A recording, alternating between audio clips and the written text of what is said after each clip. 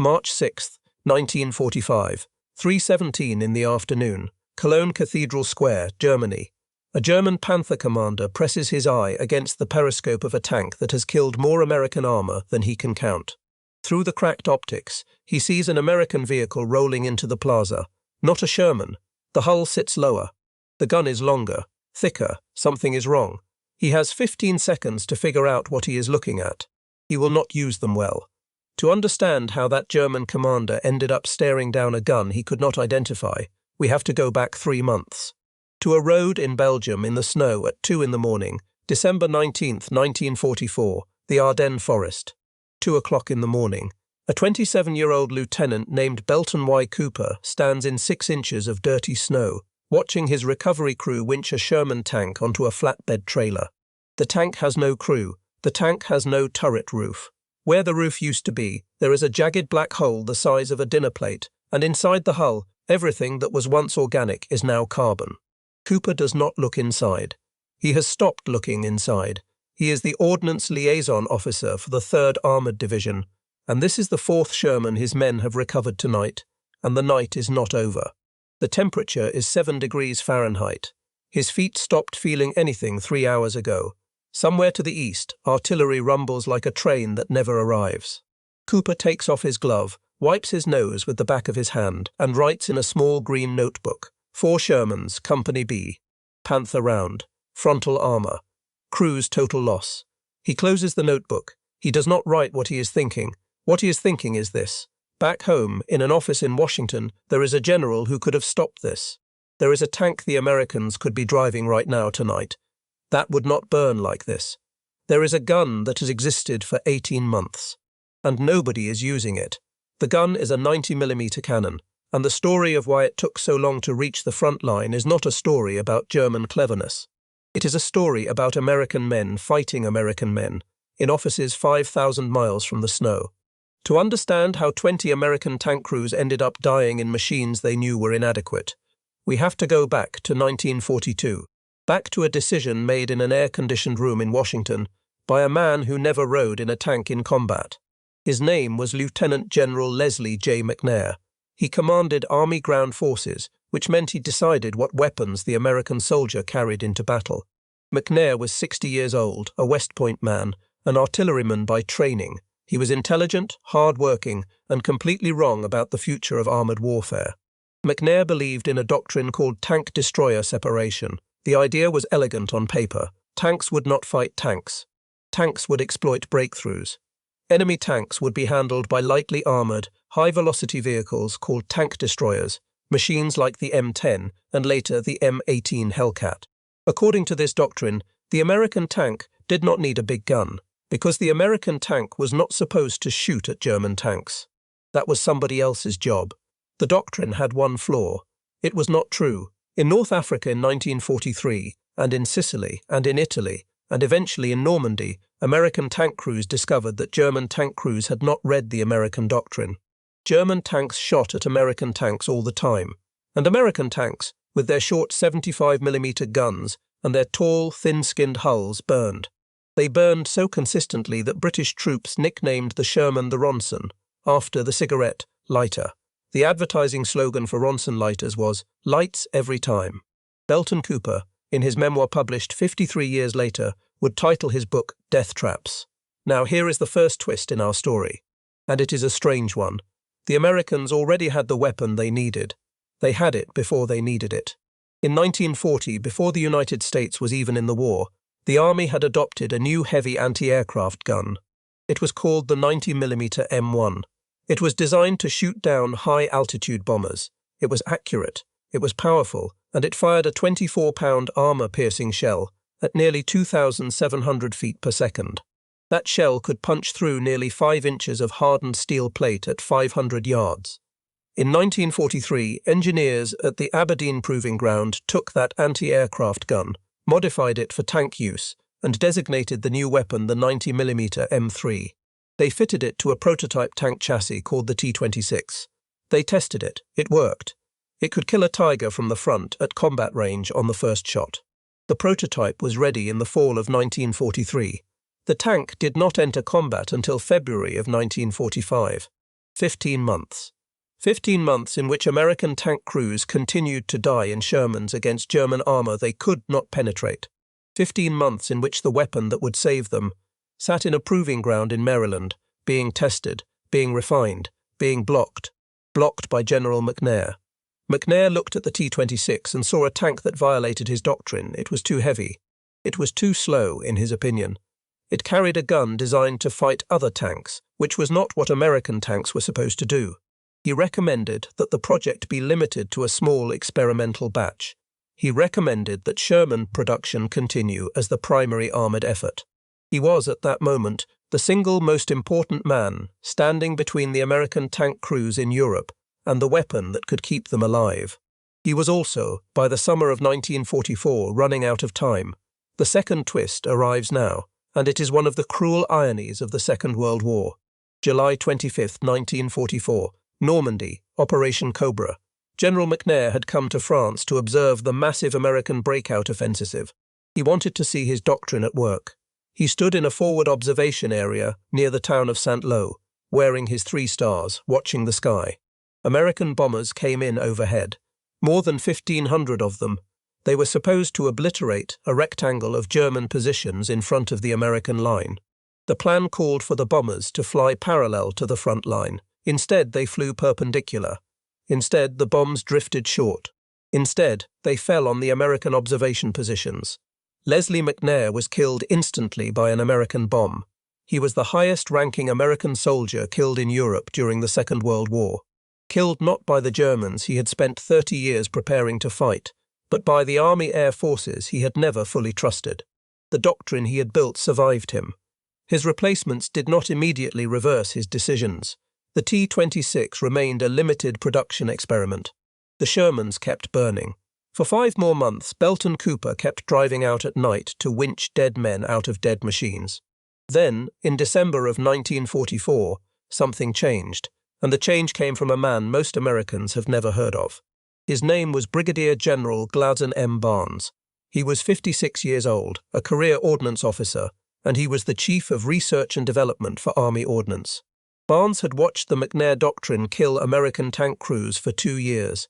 He had lost the political fight in 1943. He had lost it again in 1944.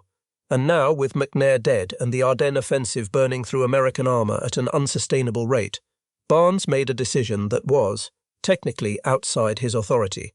He was going to send the Pershing to Europe, not as an experiment, as a combat vehicle, in enough numbers to fight. And he was going to fly to Antwerp personally to make sure the tanks arrived, the crews were trained, and the tanks entered combat before anyone in Washington could stop him. The mission had a code name, Zebra Mission, 20 tanks. 20 tanks against an entire German armoured force that had been killing Shermans for 3 years. 20 tanks arriving in the middle of the coldest European winter in decades, crewed by men who had trained for less than 3 weeks, carrying a gun that had never been fired in combat. Barnes was gambling. He knew it. He wrote in a memorandum that these first 20 tanks would either prove the concept or bury it. If they failed, the Pershing program would be quietly shelved. American tank crews would fight the rest of the war in Shermans, whatever remained of it.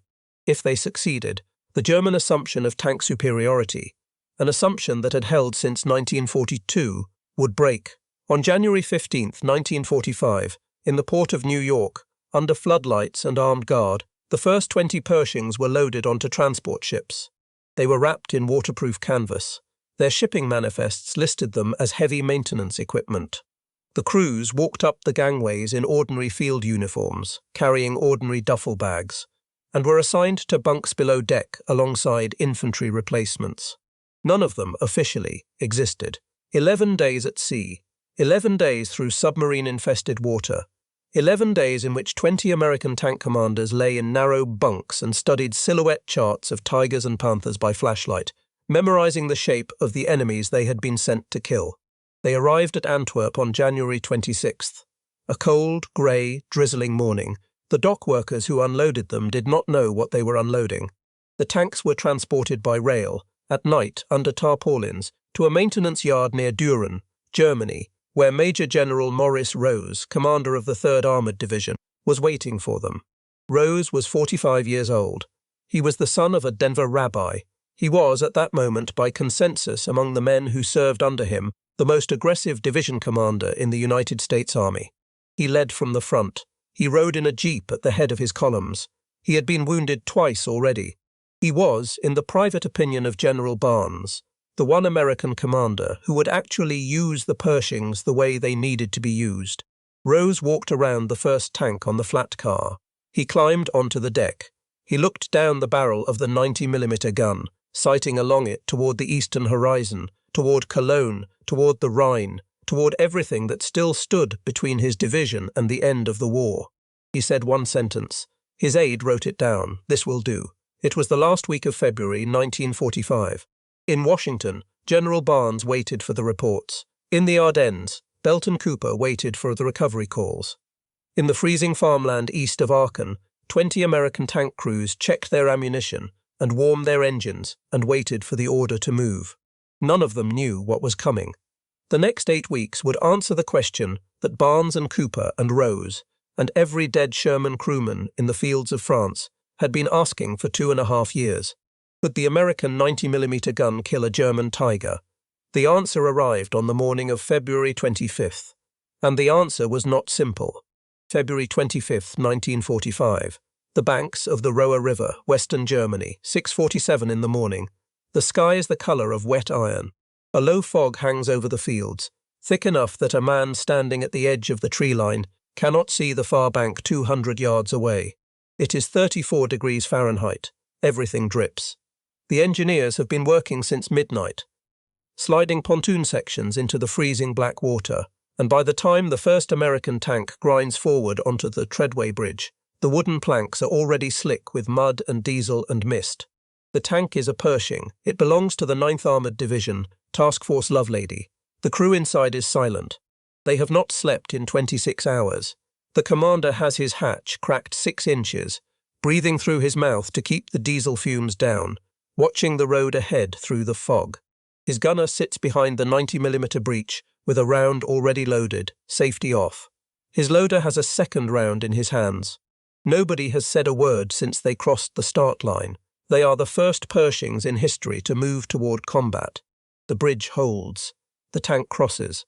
Behind it, a second Pershing follows, then a third, then a company of Shermans, then infantry, then trucks, and by 9 in the morning the entire 9th Armoured Division is pouring across the Roer in a slow grey flood of steel that the German defenders on the east bank cannot stop.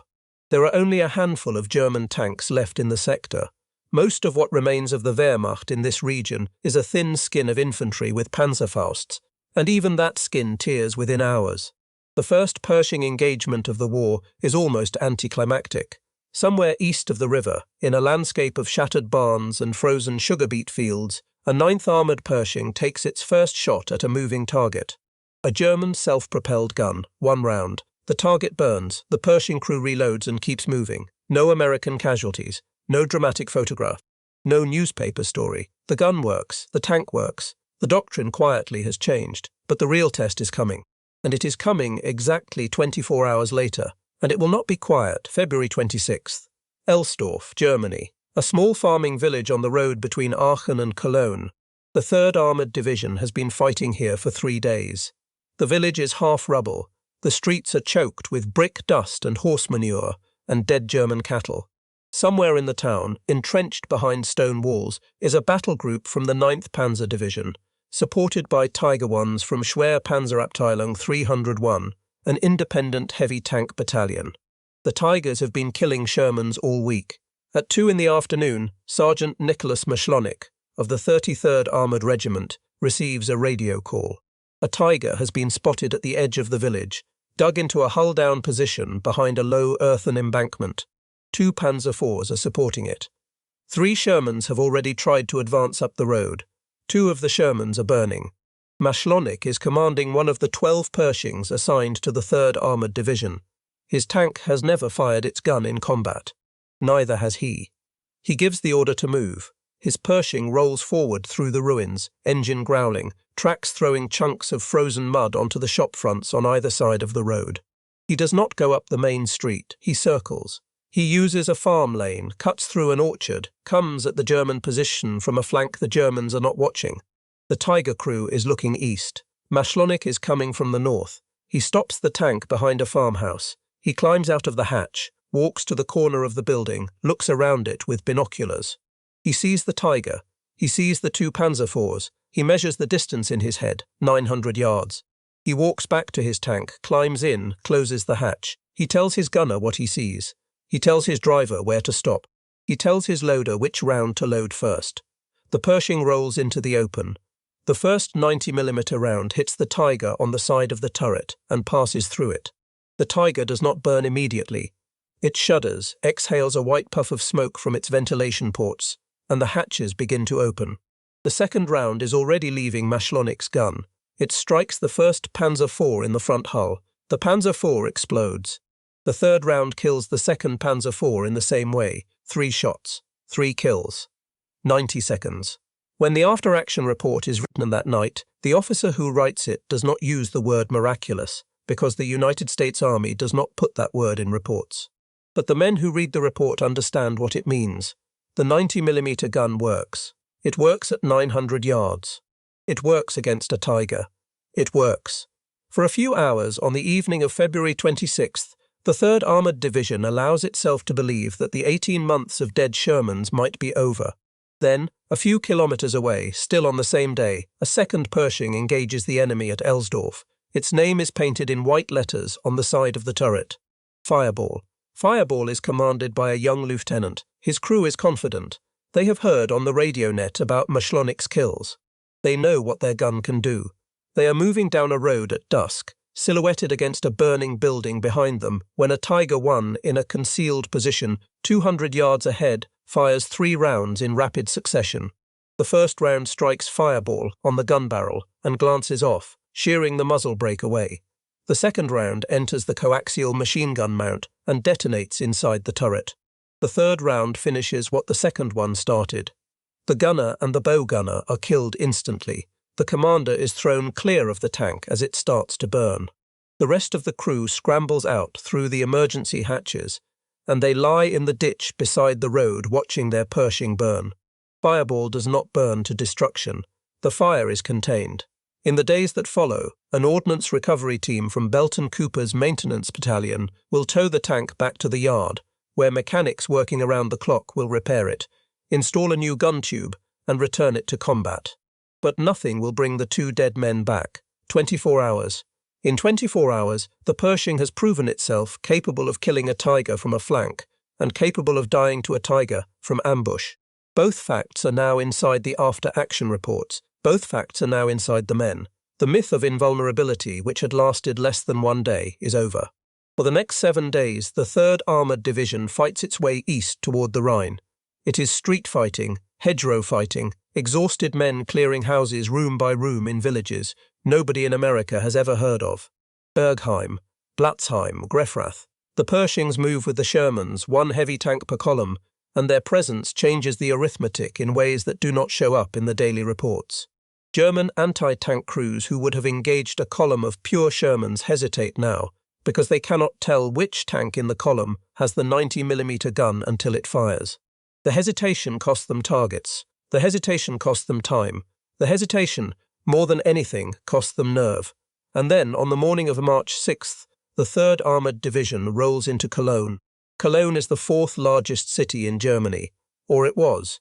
On this morning in this year, it is a landscape of collapsed apartment blocks and burned churches and streets so choked with rubble that tanks have to detour around entire city blocks that no longer exist. 90% of the city centre has been destroyed by strategic bombing. What is left standing, defiant and impossible, is the great Gothic cathedral, its twin spires rising more than 500 feet into a colourless sky, untouched at its heart by 262 Allied air raids.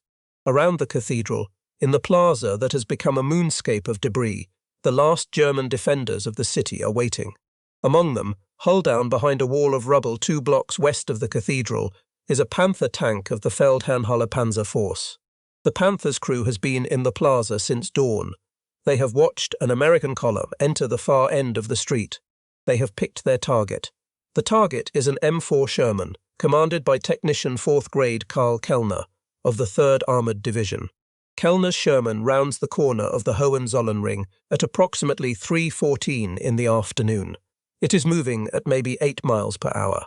Kellner is sitting in the commander's hatch, exposed from the chest up, scanning the buildings ahead. He does not see the Panther. Nobody in the crew sees the Panther. The Panther fires from about 300 feet away, and the 75mm round hits the front of Kellner's Sherman and enters the hull. The Sherman brews up. That is the phrase American tank crews use for what happens to a Sherman when the ammunition ignites. It brews up. The turret separates from the hull. Karl Kellner is killed. 2 other crewmen are killed. The men who survive drag themselves out of the burning tank and lie in the street, and one of them is on fire, and the others are trying to smother the flames with their coats. A Signal Corps cameraman named Sergeant Jim Bates has just come around the same corner, 30 seconds behind the Sherman, carrying a 35mm motion picture camera. He does not film the Sherman as it burns. He turns away. Nobody who has watched what he watched wants to film a burning tank crew. He films what happens next. What happens next is that a Pershing, code-named Eagle 7, commanded by Technical Sergeant Robert Early, with a 21-year-old gunner named Corporal Clarence Smoyer sitting behind the 90mm breech, rolls into the plaza to hunt the Panther that has just killed Karl Kellner.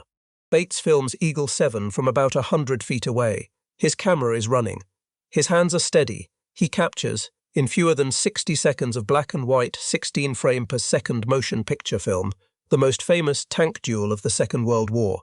Eagle 7 emerges from cover. The Panther, 300 feet away, is starting to reverse. The Panther's gunner is traversing left, trying to bring his cannon onto the Pershing. He is too slow. Smoyer has already found him in the gun sight. Smoyer fires. The first 90mm round enters the Panther between the driver's hatch and the turret ring. Smoke pours out. Smoyer fires again. The second round enters the turret. The Panther's ammunition begins to cook off. Smoyer fires a third time, though the tank is already dying because he does not know it is already dying because his hands are moving faster than his mind. 3 rounds in 12 seconds. The Panther is dead. 2 of the Panther's 5 crewmen escape the burning turret. 3 do not. Jim Bates keeps his camera running. He films the Panther burning.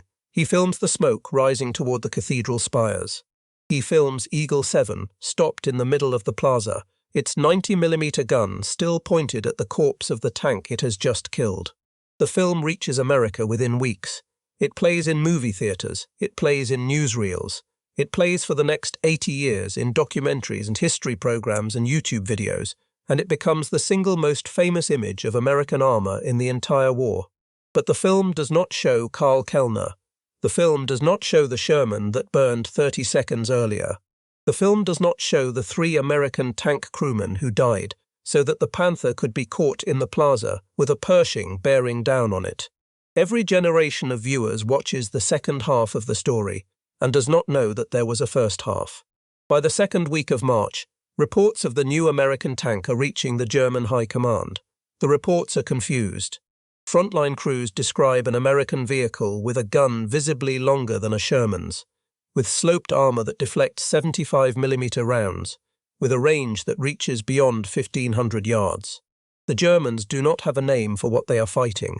In one intelligence summary, produced by the Panzer Fifth Army staff and circulated in mid-March, the new American tank is designated Sherman Mitte Langem Roer, Sherman with a long tube. For the remaining 8 weeks of the war in Europe, this is what the Germans will call it. They cannot classify it. It does not fit their recognition charts. They have no counter-doctrine.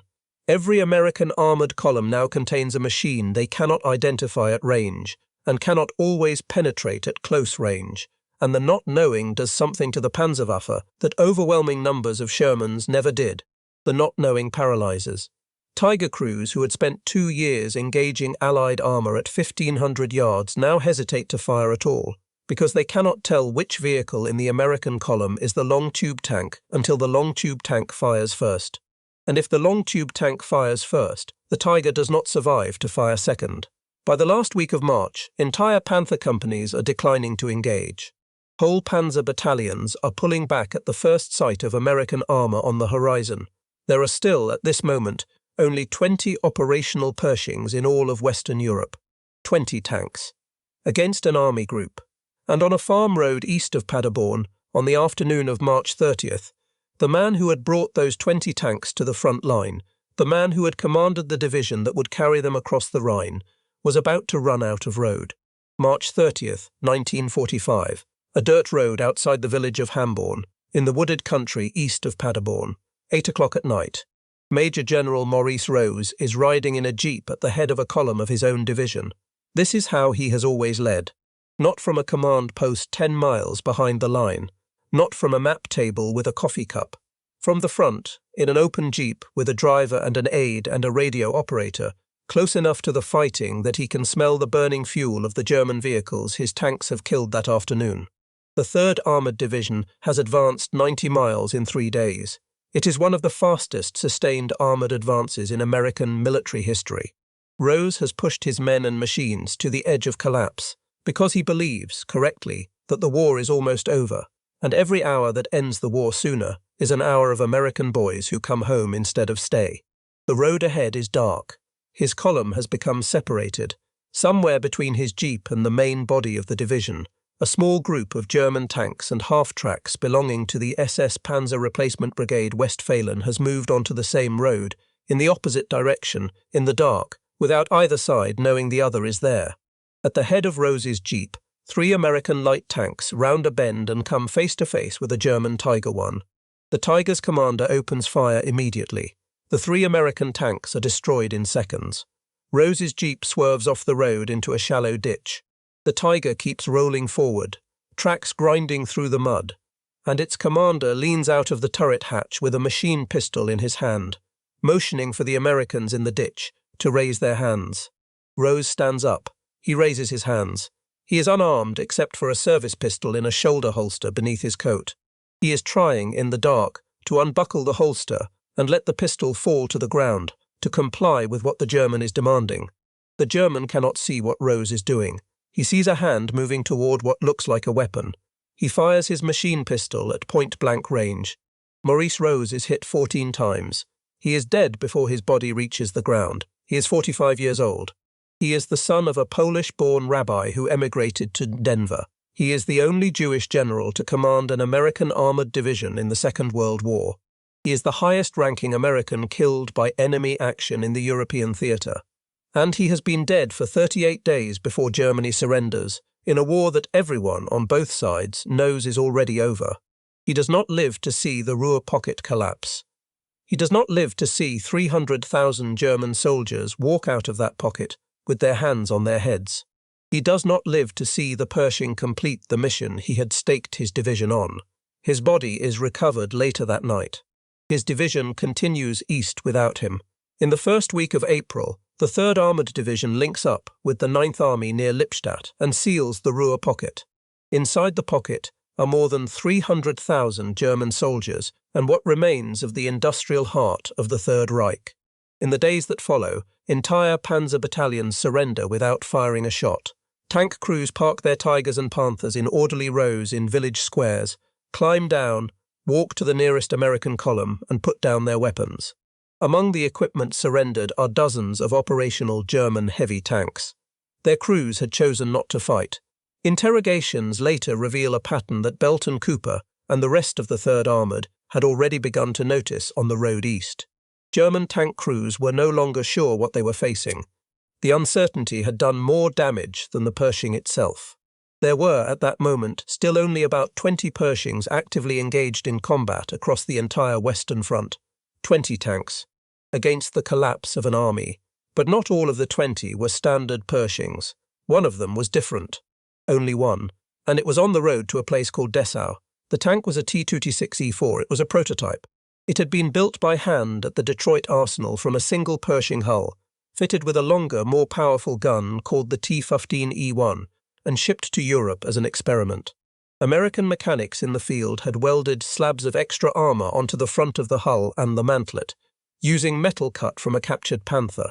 The result was a machine that looked crude and half-finished, hunched and lopsided, but on paper it could kill anything the Germans had ever built, including the 68-ton King Tiger. Only one T-26E4 reached combat in Europe. It was assigned to Company F of the 33rd Armoured Regiment, Its gunner was a 19-year-old corporal from Pennsylvania named John P. Irwin. Irwin would later write a quiet, unheroic memoir titled Another River, Another Town. It is one of the most honest accounts of tank combat ever published by an American veteran. In it, Irwin describes the last real engagement of his war, Dessau, April 21, 1945, a wide, straight street with tall buildings on either side. At the far end of the street, 600 yards away, a German heavy tank was pulling out of a side road to fire on the American column. Irwin fired first. The T-15E1 gun spoke once. The German tank stopped moving. Its crew climbed out and ran. Belton Cooper, writing his memoir 53 years later, would identify that German tank as a King Tiger. He would call it the only King Tiger killed in combat by an American Pershing. But modern historians, working from surrender records and unit rosters, and the after-action reports of the German units known to have been at Dessau, have questioned that identification. The historian Stephen Zaloga and the tank researcher R.P. Honeycutt have both suggested that the vehicle Irwin killed was more likely a Panther, or possibly a Jagd Panther, misidentified in the confusion of street combat and the fog of memory. We will not settle that dispute here. We cannot. The truth is that in the last 3 weeks of the war in Europe, an American T-26E4 Super Pershing killed a German heavy armoured vehicle at long range in the streets of Dessau, and neither the American gunner nor the men who wrote about him decades later were lying about what they saw. They were telling the truth as they remembered it. The past is often like that. What we can say for certain is this. By the time John Irwin fired that shot, 310 Pershings had reached Europe. Only about 20 of them had ever fired their guns in combat. The war ended 16 days later, 310 tanks, 20 in combat. 8 weeks from first blood to victory in Europe. In the arithmetic of the Second World War, this is nothing. In the psychology of the Second World War, it was everything. Because the Germans who surrendered in the Ruhr pocket, and the Germans who surrendered at Nuremberg, and the Germans who surrendered on the roads leading east to the Elbe, had begun to believe something that no American propaganda broadcast had ever managed to make them believe. They had begun to believe that the Americans could match them, not in numbers. They had always known the Americans had numbers, in quality, in steel, in the thing that German engineering had promised to protect them from and had failed, and then, after the war, the Pershing disappeared. In November of 1945, the United States Army reclassified the M26 from a heavy tank to a medium tank. The reasoning was that the Pershing weighed less than the newer tank designs already in development, and its armour and gun no longer qualified it as heavy by the new standard. Overnight, the tank that had been designed to kill tigers became, on paper, a machine of ordinary capabilities. It was quietly retired from many active units. It was stored in depots. It was forgotten until June of 1950. Until the North Korean People's Army rolled across the 38th parallel behind more than 150 Soviet-built T-34-85s, and the American Army, scrambling to find any tank in the Pacific that could stop them, pulled the Pershings out of storage in Japan and shipped them to Korea. The Pershing fought again. It fought T-34s in the streets of Taegu and on the ridges above the Pusan perimeter. It performed well. It killed the Soviet tanks it faced. It never, in Korea, faced a Tiger. It never, anywhere in its combat career, killed more than a handful of the German heavy tanks it had been designed and built and shipped and crewed to destroy. The weapon that had been created to kill Tigers never had enough Tigers left to kill. Which brings us to the last part of this story, the part that is not about tanks at all. September 18, 2019, Washington, D.C., the National World War II Memorial. An old man is standing in a wheelchair beside the fountain. He is 96 years old. He is wearing a dark suit and a small ribbon on his lapel. His hands, which once held the traversing wheel of a 90mm tank gun in the shadow of Cologne Cathedral, are folded in his lap and are trembling slightly, the way old hands tremble. His name is Clarence Smoyer. He has come to Washington to receive a Bronze Star Medal for his service in the Second World War. The medal is being awarded to him 74 years after the events for which it is being awarded. His crewmates from Eagle 7 are all dead. Bob Early is dead. Homer Davis is dead. John DeRiggi is dead. Clarence Smoyer of Laheyton, Pennsylvania, is the last man alive from the crew that killed the Panther in the plaza. The medal is pinned to his lapel by a general who was not born when Smoyer fought. The general reads a citation. There is a small crowd. Smoyer's family is there. A journalist named Adam Makos, who has written a book about the crew, is there. But the ceremony in Washington is not the real ending of this story. The real ending happened 6 years earlier, in a plaza in Cologne, and it did not involve a medal. Her name was Katharina Esser. She was 26 years old. On the afternoon of March 6, 1945, she was driving through the plaza in a small civilian car, trying to escape the fighting, when the Panther and Eagle 7 found each other. Her car was caught in the crossfire. She was killed. Nobody at the time knew whose round had done it. Clarence Smoyer had known, for the rest of his life, that one of his 3 rounds might have been the round that killed her.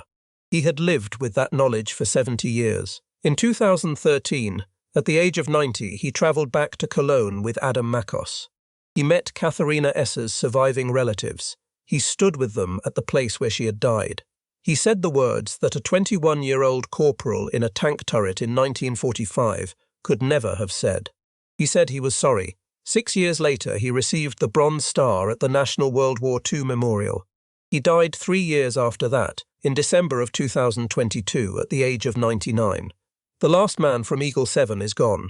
The Pershing did not win the war. 20 tanks did not win the war. The war was already being won when the 20 tanks arrived, by American factories and Russian soldiers and British engineers, and by the sheer, inexorable weight of the world set against a regime that had chosen to fight the world. The Pershing was a latecomer. It was late by 15 months. It was late by many thousands of American lives. It was late by every measure that mattered to the men who had died waiting for it. But it did one thing that mattered. It proved, in the last 8 weeks of the last European war, that American industry and American engineering and American democracy could produce a weapon equal to anything a totalitarian state had built. It proved that the assumption of German technical superiority, which had sustained the Panzerwaffe through 3 years of retreat, was not permanent. It proved that a 56-year-old brigadier general in Washington could bend a bureaucracy hard enough, at the right moment, to save a division's worth of lives before the war ended. And in the end, 68 years later, it proved something smaller and more human, that an ordinary young man from a small Pennsylvania town could come home from the war, live a long and quiet life, and in his 90th year find the courage to face the family of a woman he had killed and say, without knowing whether it would be enough, that he was sorry. The Pershing was a tank. It was a good tank. It was not the tank that broke the German army. The German army had already broken. The Pershing simply arrived in time to see it.